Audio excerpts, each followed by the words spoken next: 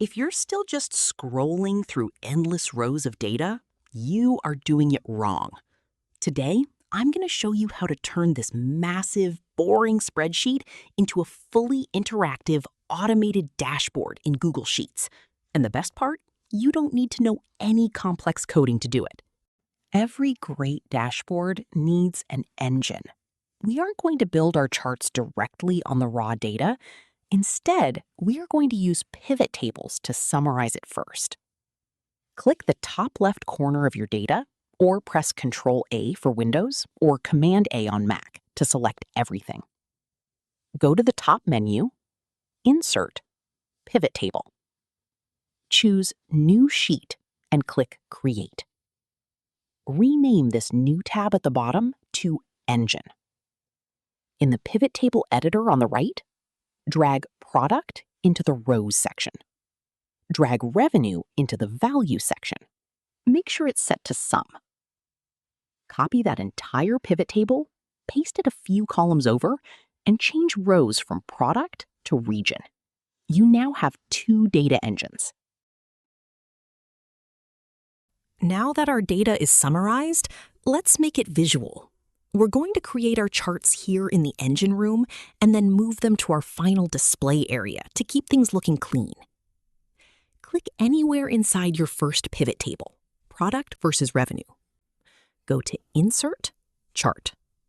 Google Sheets will likely default to a pie chart or column chart. In the chart editor on the right, change the chart type to a donut chart. Click anywhere on your second pivot table, Region versus Revenue, and go to Insert, Chart. Choose a column chart. Create a new tab at the bottom and name it Dashboard.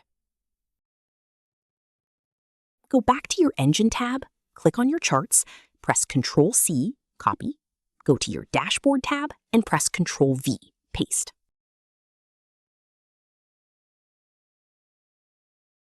Here is where the magic happens. A static chart is okay, but an interactive dashboard is what impresses your boss or clients.